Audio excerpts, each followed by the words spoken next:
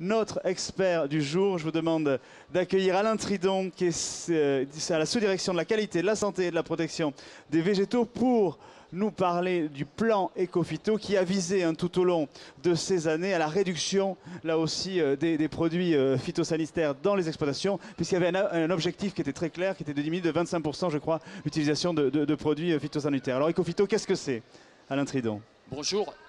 Ecophyto, c'est un plan ambitieux, vous l'avez dit, pour permettre à l'agriculture de progressivement diminuer ses besoins de produits phyto. Pourquoi elle a besoin de produits phyto? C'est pour lutter, c'est les médicaments des plantes au départ, c'est pour lutter contre des organismes nuisibles, des insectes, des champignons ou des plantes qui lui posent problème. Mais il faut que notre agriculture soit le moins dépendante possible de produits phyto. C'est un des enjeux du progrès agroécologique pour la France. C'est un enjeu économique, c'est un enjeu environnemental, c'est un enjeu de santé publique. Et j'aurais tendance à dire, c'est pour permettre à Cédric de continuer à travailler, mais également, et j'ai oublié son prénom, excusez-moi, à l'apiculteur qu'on lui en a vu, de pouvoir, à Laurent, de pouvoir continuer à produire son miel.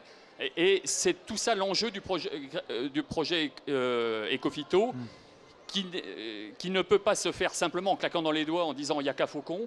Et c'est un plan ambitieux qui a diverses actions de recherche, de déploiement qu'on peut naturellement évoquer. Oui, parce qu'il faut pouvoir donner des solutions alternatives aussi aux agriculteurs. Mais concrètement, le plan, ça dit quoi concrètement? Alors concrètement, le plan, c'est comme Olivier l'a dit, une ambition de diminution de 25% en 2020 et de 50% en 2025. Nous sommes parfaitement conscients du fait que ça ne se décrète pas, mais que ça passe par la mise au point de solutions nouvelles, qui sont pour certaines des solutions toutes simples. Je peux citer un exemple, par exemple, qui a été mis au point sur les colzas. Le colza est attaqué par un insecte qui est la méligette, qui détruit la fleur. Et si la fleur est détruite, il n'y a plus de colza, il n'y a plus de graines.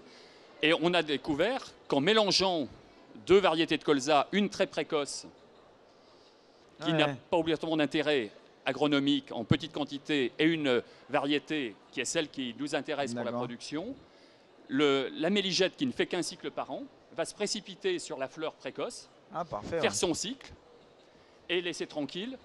Après, ce sont des nouvelles techniques culturelles finalement qu'on développe pour pouvoir atteindre ces objectifs, mais il y a de la formation aussi, je suppose. C'est ça.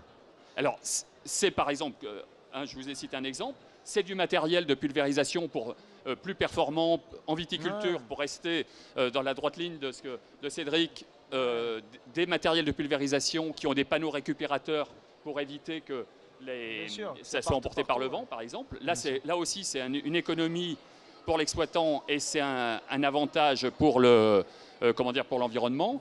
C'est également des variétés de semences, de plants, de vignes résistants au mildiou, par exemple. C'est également des aspects de formation, vous l'évoquiez. Oui, parce qu'il faut pouvoir leur former à ces nouvelles techniques. Parce la formation, c'est la formation initiale dans les lycées agricoles, naturellement, mais c'est également un grand plan qui a déjà largement couvert tous les professionnels, le plan dit Certifito. Chaque professionnel qui achète des produits phytosanitaires professionnels est obligé maintenant d'avoir un certifito. Ce sont 375 000 professionnels agricoles qui ont bénéficié d'une formation de quelques jours de sensibilisation au bon usage et de meilleure maîtrise.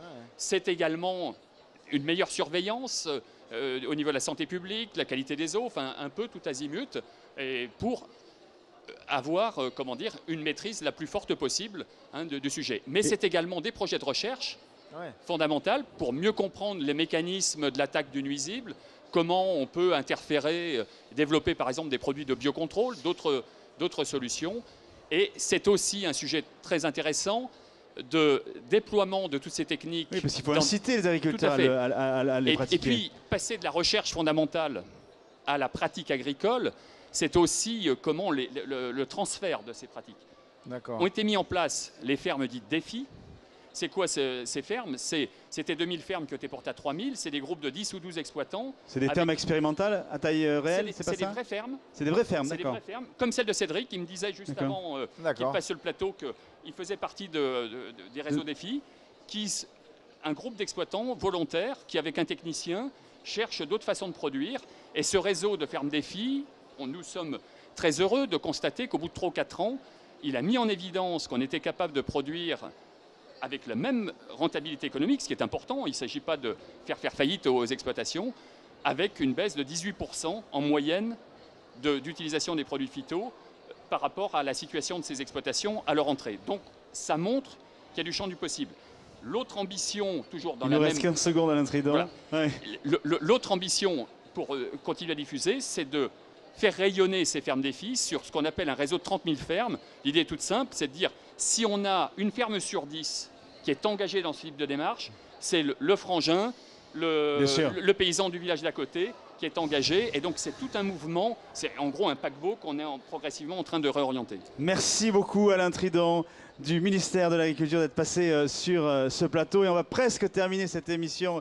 Christian, toi qui es là aussi un fidèle des élevages. Oui. Juste, je voulais dire que ce que dit monsieur là, je trouve que c'est rassurant. Oui. Hein, quand j'entends parler, moi je trouve que c'est rassurant pour notre agriculture, pour nos forêts, etc. Que voilà, qu'on est en train de rechercher des nouvelles méthodes et tout ça. Et pour l'évolution des systèmes agricoles au bien sens sûr, large. moi je trouve que ça me rassure. Voilà, je suis sensible à ça. Eh bien justement, ça rassure aussi les éleveurs. Et je ne sais pas si tu connais la race, la vache rouge des prés, qui est une vache des Pays de la Loire. En tout cas, Anne-Sophie Lesage va tout nous dire. Elle est en direct du hall 1, celui des animaux. Anne-Sophie, donne-nous la météo aussi du lendemain de dimanche.